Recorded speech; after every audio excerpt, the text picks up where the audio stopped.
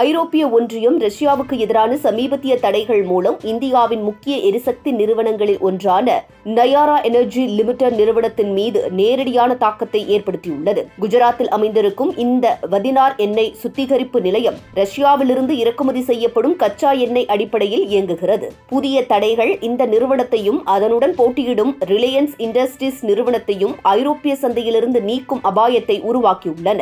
இந்த அறிவிப்பு அமெரிக்க நாடாளுமன்றம் ரஷ்யா இந்தியா எண்ணெய் வர்த்தகத்தில் கடுமையான வரி விதிக்க ஆலோசனை செய்து வரும் தருணத்தில் வெளியாகியுள்ளது. சில அமெரிக்க எம்பிக்கள் ரஷ்யா வணிகத்தில் ஈடுபடும் நாடுகள் மீது 500% வரி விதிக்க வேண்டும் என திட்டமிட்டுள்ளனர். நேட்டோ அமைப்பின் தலைவர் மார்க் ரூட் யுக்ரைனில் போரை நிறுத்த ரஷ்யா மீது அழுத்தம் தர இந்தியா, சீனா மற்றும் பிரேசில் போன்ற நாடுகள் நடவடிக்கை எடுக்க வேண்டும் என கூறியிருக்கிறார். இதுபோன்ற பன்னாட்டு அழுத்தங்கள் இந்தியாவிற்கு அதிகமான பொருளாதார அழுத்தங்களை உருவாக்கும் சூழ்நிலையை உருவாக்கியிருக்கிறது. ஐரோப்பிய ஒன்றியத்தின் புதிய கட்டுப்பாடுகள் ரஷ்ய எண்ணெய் நிறுவனமான ரோஸ்நெஃப்ட் நிறுவனம் நயாரா எனர்ஜியில் வைத்திருக்கும் 49% பங்குகளை விற்கும் முயற்சிக்கு தடையாக அமைந்திருக்கிறது. இத்துடன் ரிலையன்ஸ் இண்டஸ்ட்ரீஸ் இந்த பங்குகளை வாங்க ஆர்வமாக இருந்த நிலையில் இந்த புதிய சிக்கல்கள் அந்த பேச்சுவார்த்தைகளை சிக்கலாக்கியிருக்கிறது. அனைத்து தகவல்களும் தனியார் மற்றும் அரசு தரவுகள் இல்லாத சூழ்நிலையில் எந்த நிறுவனங்கள் எவ்வளவு ரஷ்ய எண்ணெயை இறக்குமதி செய்கின்றன என்பது தெளிவாக தெரியவில்லை.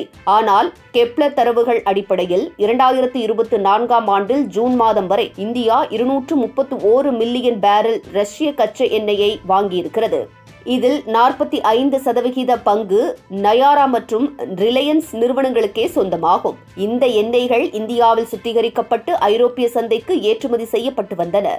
தற்போது இந்த வழி முற்றாக முடக்கப்பட்டிருக்கிறது. கடந்த ஆண்டில் ஒவ்வொரு மாதமும் சராசரியாக 2 லட்சம் பேரல் பெட்ரோலிய பொருட்கள் இந்தியாவிலிருந்து ஐரோப்பாவிற்கு ஏற்றுமதி செய்யப்பட்டன. ஆனால் இந்த புதிய தடைகள் காரணமாக இந்தியாவின் எண்ணெய் ஏற்றுமதி மோசமாக பாதிக்கப்படுவதற்கான வாய்ப்புகள் அதிகமாகிறது.